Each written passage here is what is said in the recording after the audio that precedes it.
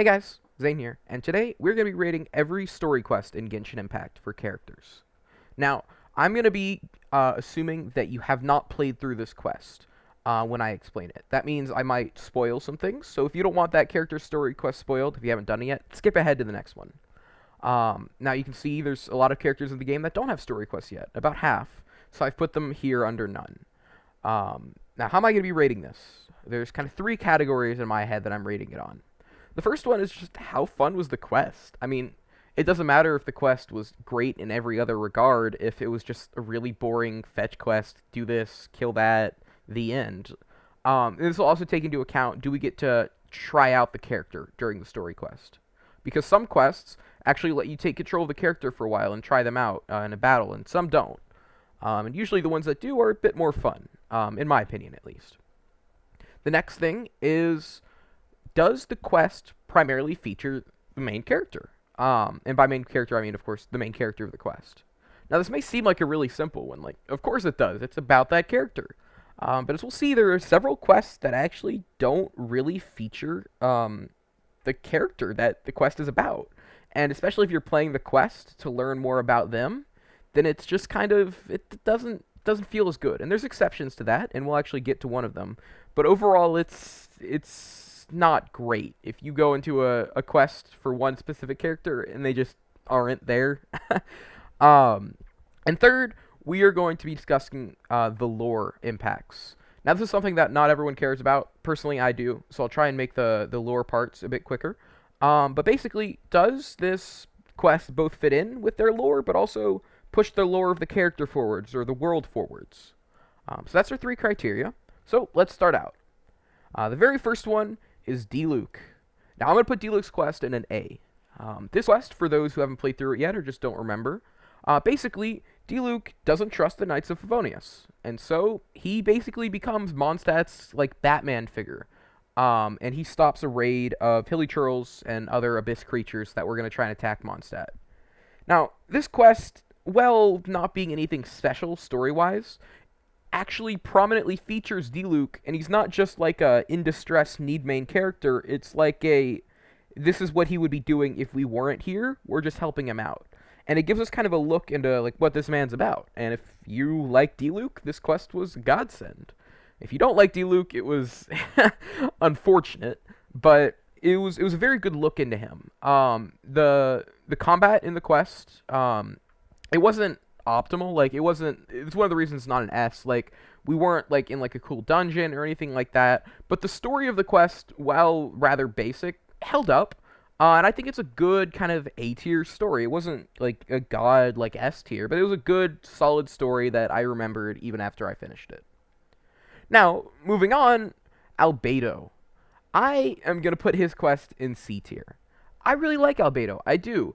But he was one of the people where, when I was kind of like going over all the story quests and making sure I remembered them all to talk about them effectively, I had to really like re-remember this quest and like look online for like someone playing through it, because it was just so forgettable. For those of you who are like curious, like, oh, what was the quest? This is the quest where Rosaria appears, and that's the only thing I remembered from this quest, was that Rosaria was in it, which is kind of sad because it's supposed to be about Albedo, but we barely get to see him. The kind of hook for the story is Albedo is trying to see if there's anything like magical about the Traveler, basically, and so we just do three like very simple like basic tasks, and Rosaria and Barbara show up. I mean, don't get me wrong, I'm happy to see other characters, but we don't see how they interact with Albedo. They're just kind of there, and it doesn't fit in. And it doesn't feel like they were trying to forward our knowledge about Albedo in this quest, besides for the very end when they were just like, alright, let's just drop a cryptic lore bomb, see what happens. So yeah, that's my feelings on the Albedo quest. It's not D tier, but it wasn't great, it wasn't good. Ganyu. I am going to put Ganyu's quest in A. And the reason for this is pretty simple. Ganyu's quest was just fun. For those who haven't played it or don't remember, Ganyu's quest starts out with like an Adepti trial, basically. She's basically like gone out to the wilderness and she's like, nope, humans suck, they don't want me, I'm gonna go back to being an Adepti. And so Zio puts together like a trial for her, and we actually play through it as Ganyu. And it's so much fun. Like, it's not like anything particularly complex, but it's like there's like a gliding challenge in there. There's a few like archery things in there, and it's just fun to play through. Um, it wasn't huge lore wise. It was just kind of more of a let's get to know Ganyu and like learn about what she's doing, which is fine. Not every quest has to kind of push the lore forwards. I will say, and some people may disagree with me on this, but I felt that there wasn't really a lot happening during the quest, which is why I'm not putting it in S. Because for a good bit of this quest, it just felt kind of dry. And the gameplay was fun, and that definitely made up for it. But the story itself was just like, do I really care? Especially if you're not someone who's like immediately simping for Ganyu. I mean, if you are, then this quest was again, whatever your waifu or husbando's quest is. If that's who they are, you're probably gonna put it in S because of that person. Um, Lord knows I know where the Venti quest is going. Um, but it's even with that, I don't think it deserves S tier. Now, Hu Tao. I am going to put Hu Tao's quest in B tier. And this might be controversial. I don't know what people think of Hu Tao's quest. But the way I see it, Hu Tao's quest was just kind of mid. I mean, don't get me wrong. I think that the dungeon that they designed for the end, like the walk between realms, was probably the best dungeon they've ever made. I really enjoyed it. And that single-handedly brought this up an entire tier from like C to B. But like the rest of it, it was one of those quests where I kind of went through it and I was like, all right, gotta go do this, gotta go do this. If you like Hu Tao, it was a great showcase of like her personality, and yay, I'm getting to hang out with her. She was definitely present for a lot of the quest, which is nice. But as someone who's, I mean, Hu Tao's adorable, don't get me wrong, but like I'm not actively simping for her. It just kind of felt like a meh quest. You go talk to three people, and then a little like you hear their response, and then a little later you go talk to three people again, and then you go talk to those three people, but they're in the same place this time, and then you get something for those three people, and it's a lot of the same, and it would have had a bigger, I would have liked the story a lot more if it wasn't so drawn out, if that makes sense. Like I could cut like 2 or 3 parts from the quest, and it would honestly go to A tier in my mind, by taking stuff out. It had too much going on, not from a lore standpoint, but just like a fetch quest standpoint. But I still really like the lore implications of it, which is why it's not in like C tier or D tier. Moving on, Jean. Now this is our first S tier quest, in my opinion. Now why is that? Well, Jean's quest was really, really good. There's not a lot of ways to phrase it other than that. It did everything you want out of a quest. We got 2 cutscenes that were adorable. One was with Barbara, one was like at the end. We got a glance into Jean's life. We helped her out. It was great. We saw how other characters interact with Jean. Specifically at the end. Let me probably explain. For those who don't remember the quest or haven't done it, this is where Jean is like really tired. And so everyone collectively in Mondstadt's just like, yo, Jean's amazing. Let's all just group together and help her out. And then at the end, they throw her a massive party, and it's great. Everyone's there, and you can talk to all of them too. Like, it's not just nameless NPCs, it's like actual playable characters. And it's great. There's like a lot of like little things to it. Like Venti downed like 32 cups of wine, I think, and D-Luke's ranting about that. And we can see how Jean fits in with people and these people and how she interacts with them. And it's great. It's exactly what you want from a story quest, which is why I've put it in the S tier. And I think it's probably one of the best quests in the game.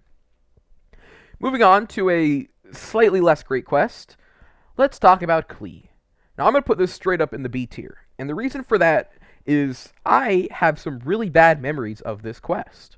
During this quest, Klee loses her bomb because an Abyss Mage took it, and you are chasing said Abyss Mage, like, through the forest and through the hills. And it was probably the worst thing I've ever done. Now, you might say, Zane, that's a bit harsh. What was so bad about this? Well, not only did it bug out twice on me, which is unfortunate, but I'm not going to hold it against it. You are chasing this really slow Abyss Mage, right? And instead of, I don't know, just giving it speed to make it an actual chase, whenever you get close, they literally just put like an invisible bubble around you and make you fight enemies. And it's probably the worst way I've ever seen of like stalling out like a... It was like they were trying to make a cinematic of it getting away, but they didn't have the budget to actually make a cinematic, so they just did that instead. And it was just really, really bad. I mean, the rest of it's pretty good, which is why it's in B tier and not D tier. It was a relatively basic quest, but that part just really hit me the wrong way, and so I put it in B tier. I will say we do get to spend a lot of time with Klee, and we do get to play as Klee, which are both two very big pluses, but again, whew, that part was terrible. Now, moving on. Lisa's quest. Now, I'm going to put this in D tier, and let me just say, it was a pretty funny quest. It was a quest that I remember for being so over the top, but it was just bad. Like, you can't overlook it no matter how funny it was.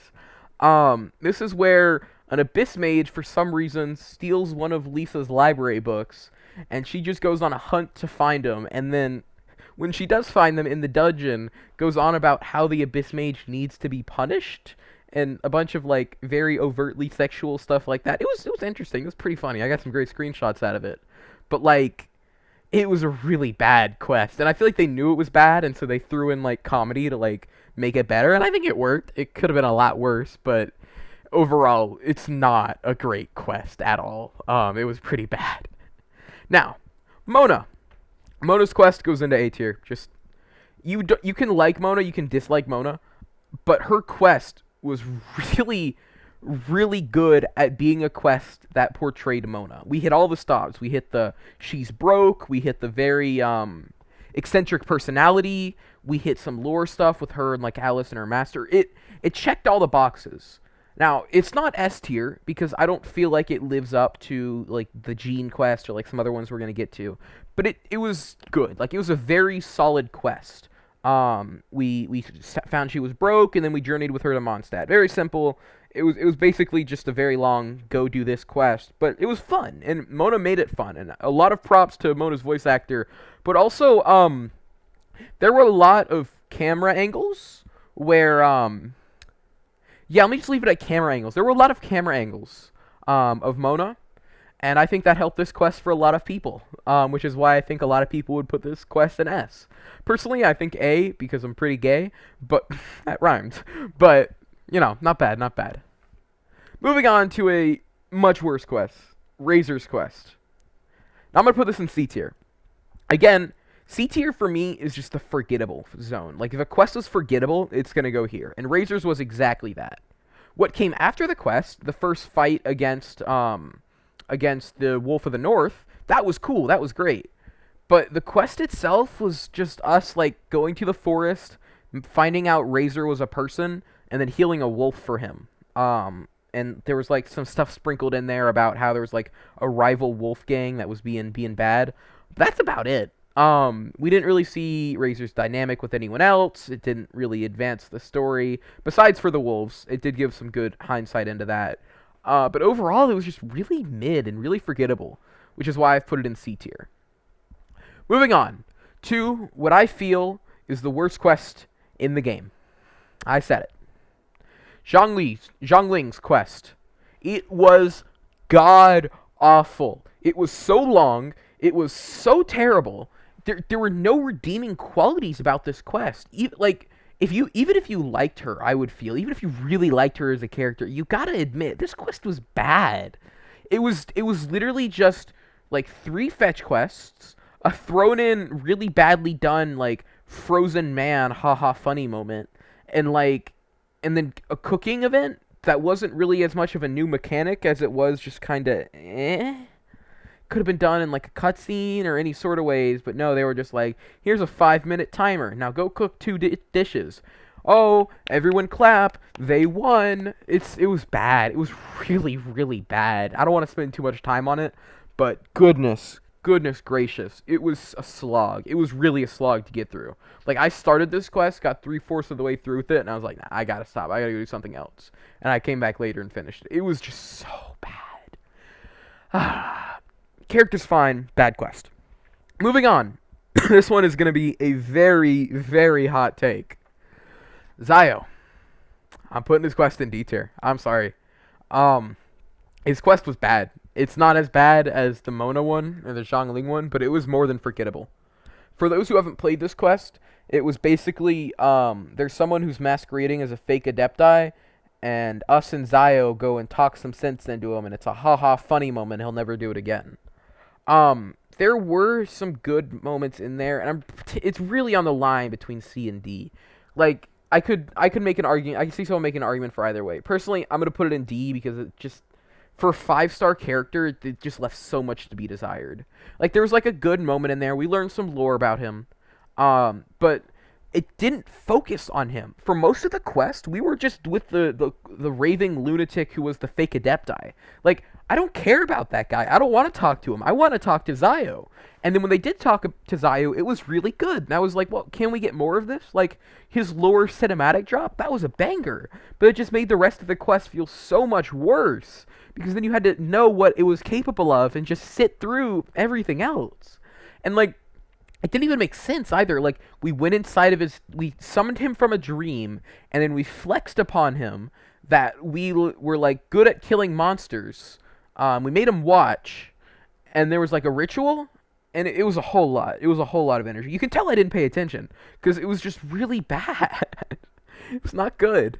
I don't even dislike Zio. I think he's cool. Like, he's great, but it was not a good story quest. Moving on. Xinkyu. His quest, it's better than forgettable, I feel, which is why I'm putting it in the B tier. I still remember his quest. It wasn't great. It wasn't terrible. It was just there. Like, it was a solid quest.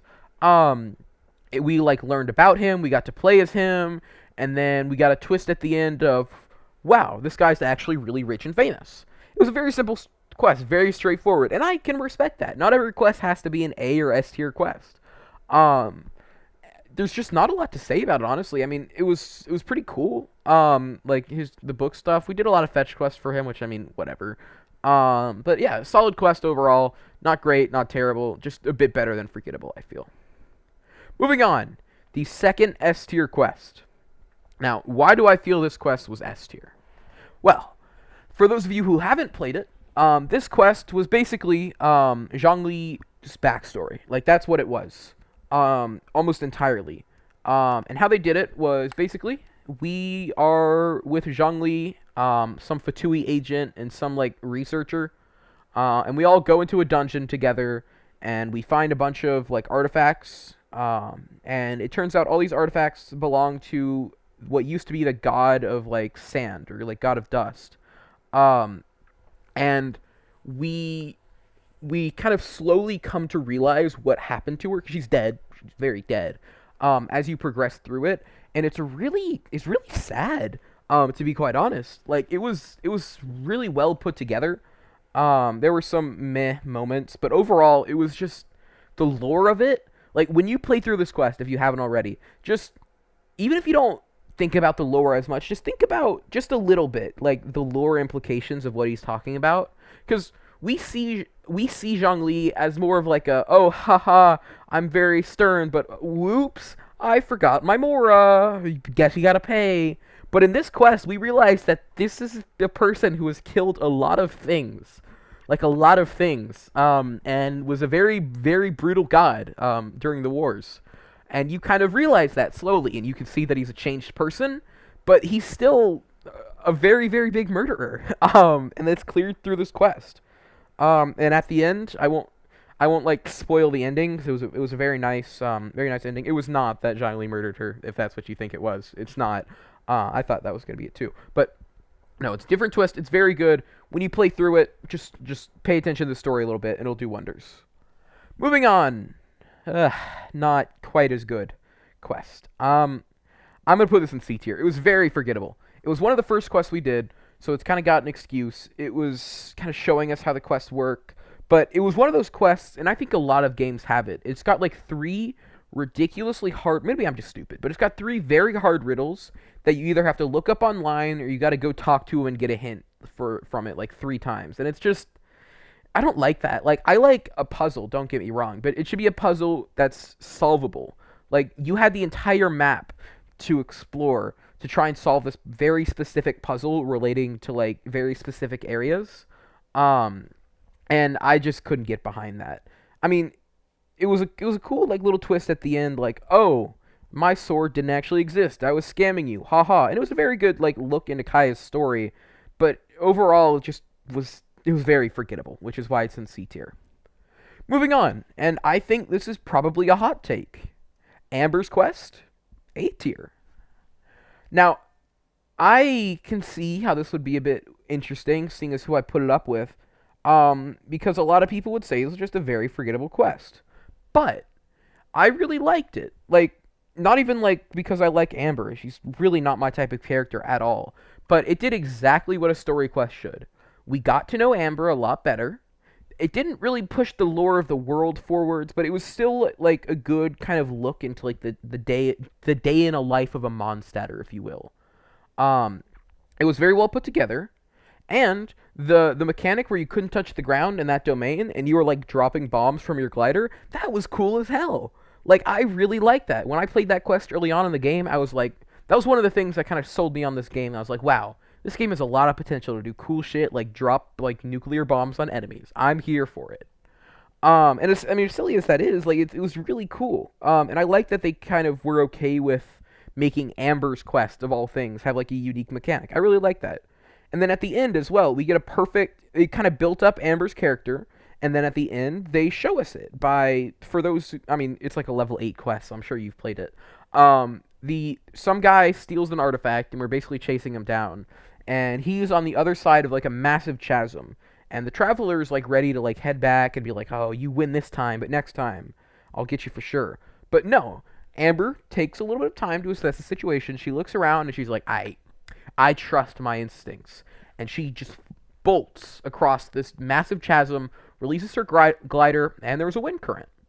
And the reason she knew that wasn't just because she was being dumb, but because she did a lot of gliding, and she knew the only way he would have gotten across was if there was a wind current. And it's really cool. Like it wasn't like a complex, like make you think quest. It was just a really good look at Amber's character, which is why I think it belongs in A tier. Now, I have saved these two for last. And the reason is because I think this is the best and second best quest in the game. Um, and my reasoning for that is very simple. Now, for both of these quests, we see one side of a character during like the normal story, right? For Venti, it's like, oh, it's fun. I'm fun loving and I'm drunk and hardy har har. I'm also a god too. And for Child, it's like I'm an evil little shit who lied to you. Um, and but then we do the quests and we walk away from it being like, oh, okay, Child's not that bad of a guy, or oh, Venti's really depressing when you think about it. Um, and both of them more than belong in S tier. But let's kind of tackle Child's quest first. This is what I think is probably the second best quest in the game. Um, the thing is with Child's quest, you only play it once you've already met Child in the story. And what that means is, like I said, we know him as like the kind of evil, like pawn of like this great enemy, and like, oh, he's bad. But then his little brother shows up, and we don't know it's his little brother. It's just some kid named Tusser, and he's playing around with Rune Guardians. And so we save his ass, we haul him back to town, and it turns out it's Child's little brother, and he's indebted to us. He was like looking at us, he was like, oh, what do you want? And then he sees we brought his child, and he's like, his brother, not his child. And he's like, huh, maybe you're not so bad. Um, and throughout the entire quest, Child slowly warms up to the Traveler. And it's also really funny too because we can see that Child doesn't want his brother to know that he's like evil and working for what is considered a pretty evil organization by most. He tells his brother he's a toy seller, and he's willing to put his reputation with the Fatui on the line to convince his brother of that. Because he wants his family to be better than him. Um, and so he doesn't let his brother in on like the murder he does, which is fair enough. And so because of that, we end up kind of babysitting Tusser for a little while, and I mean, like it's annoying babysitting him, but it's meant to be. And the reason I feel like it's meant to be is because like Child feels indebted to us because of that, and then at the end, when Child and Traveler share a moment where Child could have killed us, or sorry, where the Traveler could have killed Child because he just used all his power and he was in a corner and Tusser was gone, no one would have ever known. The Traveler didn't do that, and Child acknowledged that and respected that, and they had like a bro moment, if you will. And it was really really good writing because Child, for the voice crack, for all of his flaws and all of his like evilness, still respects the Traveler. a lot in part because of this quest. And that's something that's pretty rare in Genshin quests, where the Traveler, not like Paimon or whatever, the Traveler gets like character development. And we can kind of see the Traveler go from being like this child guy, he's evil, to like maybe he's got another side to him. And the player, like us, we also see that. And it would the quest would have been so much worse if we watched child like being an actual human, complex human being, and our player character was just like, no, he's evil, he's terrible, we're not helping him. But no, our character was like, okay, he seems like a human. I'm not going to help him with his evil shit. But, you know, if he doesn't want his brother to know he's evil, I don't want his brother to know he's evil. Let's take care of him. It was a very good moment, very good quest is what I'm trying to say. Now, moving on. I am only slightly biased when I say that Venti had the best quest. Only slightly. I am a shameless Venti simp, but Venti's quest was just so well put together that even if you hated the character, if you paid attention to the quest, then I refuse to believe you couldn't at least been like, okay, yeah, this is a really well put together quest, even if I hate the character. Because it does everything you want out of a story quest and more.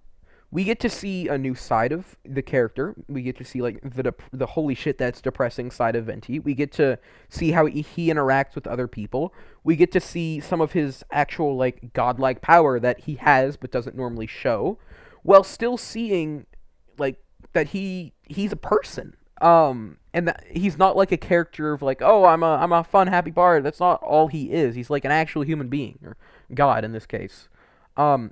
For those of you who haven't played the quest, I am going to spoil it.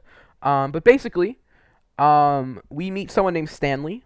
And Stanley, it turns out, as we learn throughout the quest, is not actually his real name. The name Stanley comes from like someone he used to adventure with, and he was like really like the guy he adventured with was like amazing, like such a good adventurer.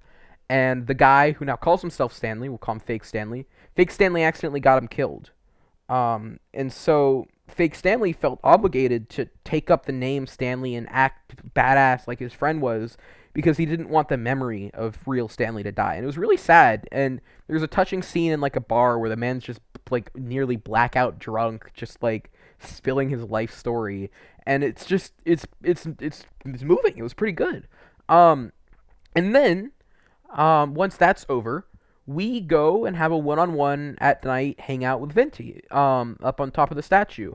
And it turns out the body we see Venti in isn't actually Venti either. The body we see Venti in is the form of his friend who died during a revolution that put Venti, or Barbados, as he goes by officially, into the seat of being the Animo god. And his friend died in that fight, and Venti took on his form to immortalize him, so people would remember him. And you have this moment where you're like, oh, that's why Venti drinks. And it's very subtly hinted at that he is just trying to get drunk to forget. But Venti doesn't get drunk. So he's just drinking forever, trying to forget someone whose body he was literally in. Not because he hated them, he really liked them, but just because that they're dead and gone now. And it's really sad, and it's really moving. And the quest itself tells us a lot about the lore of Mondstadt, the lore of the world. Even in like my Mondstadt lore video that I made pretty recently, go check it out. It took a lot of work. I used some things from Venti's story quest because it had like some really cool like cinematics. It was really, really well put together. Now, that's going to end it now. I think we're at like 29 minutes at this point. It's getting long, and I still have to go eat because I'm starving. So I'm going to end it. I don't really think that my opinion is fact at all. If you disagreed with any of this, fair enough, man. More power to you. This is just how I felt playing through the quests and then going back and like remembering them later on. Hopefully, when we get some new story quests for, I think it's Barbara, Bennett, Chongyun, and Noelle, we can go over those too, and hopefully those turn out well. I'm really excited to see what they are and if we get like character lore out of that. But that's all for me, y'all. I'll see you in the next one. Until then, bye-bye.